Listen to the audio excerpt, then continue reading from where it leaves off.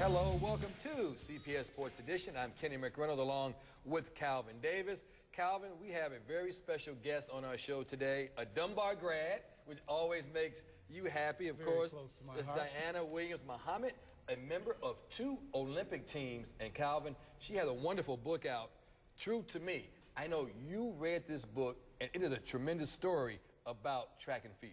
It is a great story, Kenny, and Diana Williams-Muhammad is someone who has had success at the highest level of track, being a phenomenal athlete from Dunbar High School and getting on the world stage and performing among the best and actually being the best as a world champion in one of those years. Well, Diana, thank you so much for being on CPS Sports Edition. We always love to get our Dunbar grads on the show because Calvin is an alum of Dunbar, so anybody from Dunbar can come on the show. I read this book, True to Me. I love this book. My question to you is, why write a book about your Olympic experience, and let's be honest about your steroid use? Well, first of all, I'd like to thank you for having me on the show, and it's my pleasure to be here. I think, in my opinion, track and field has been really a great opportunity for me. And the reason why I wrote the book is because I wanted to tell my side of the story in terms of anabolic steroids. 20 years ago, back in the 80s, anabolic steroids was just becoming a phenomenon in track and field. And I'm sure you probably recall Ben Johnson was tested positive in '88. But when I actually went to California in '84, between '82 and '84, I was given steroids by a coach who told me they were vitamins. I was really young, didn't have no idea what steroids were, and I wanted to, reason why I wrote the story, I just wanted to hit home and teach our young people about steroids, what it has done to me, the side effects, and why I had to be true to myself and do another thing and change my direction. Calvin, one thing that you do so well in the CPS Sports Administration, along with the state of Illinois, now we test student athletes, not just track and field, but all student athletes for banned steroids. Yes, we do, Kenny. At the state level, in the 31 sports programs, student athletes are randomly tested for steroids. And, you know, from my perspective as director of sports, I think that it's just wonderful that Diana has come back and wants to give this information to young people.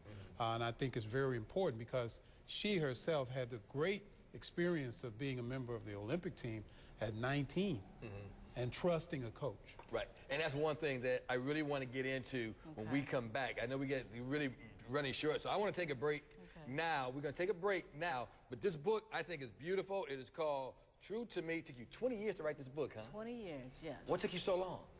Well, at the time, 20 years ago, I wasn't prepared, and so many things happened in my life back then, and I was strong enough now to do it, and I think it's prevalent right now today. Well, yeah, because the steroid issue with the baseball players and everything. Yeah. So we're going to take a break. We're going to come back with Diana Williams-Muhammad. We're going to talk about the book. We're going to also talk about how she got the steroids at 19. She didn't know. She trusted her coach. Maybe that's something we shouldn't do. Back with more. Stay tuned. More with Diana Muhammad when Sports Edition returns.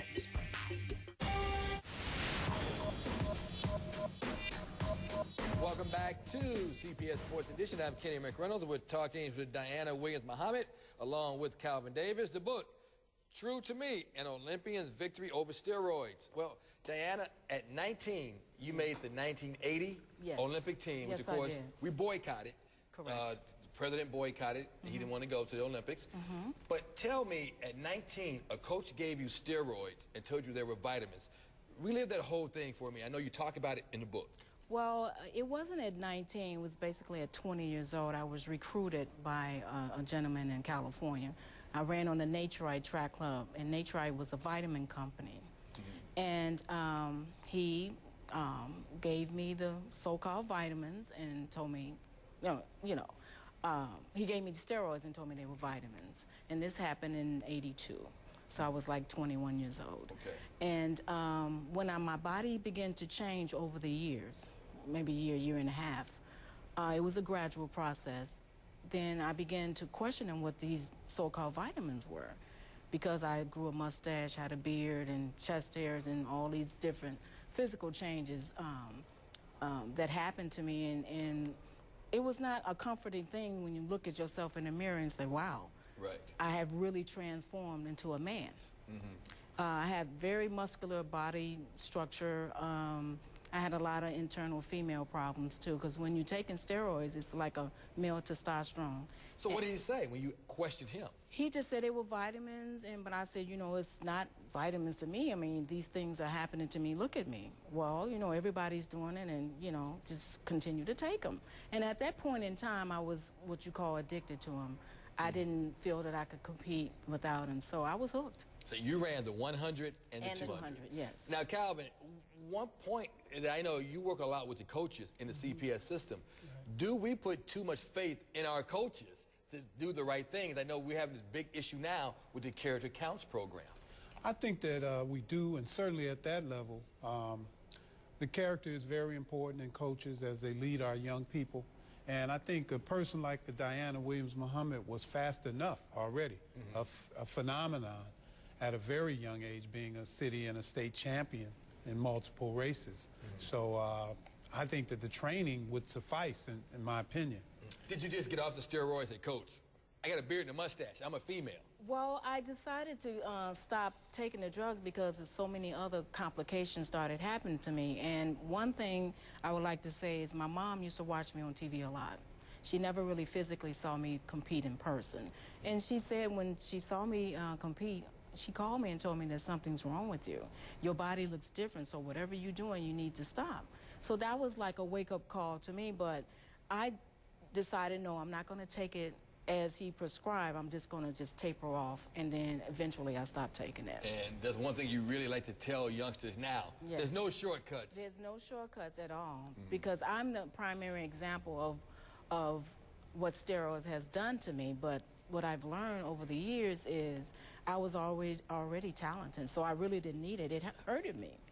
It didn't help me. It hurt me more than it helped me. Okay, well, when we come back, we're going to talk more. I love this book, True to Me. We're going to tell you where to get it. Diana Williams-Muhammad, along with Calvin Davis. We're going to be back and talk about the '84 Olympics, another team she made, but they wouldn't let her run.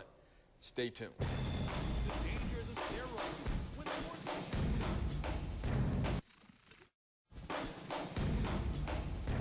Welcome back to CBS Sports Edition. Kenny McReynolds, Calvin Davis. We're joined by Diana Williams-Muhammad, Dunbar grad.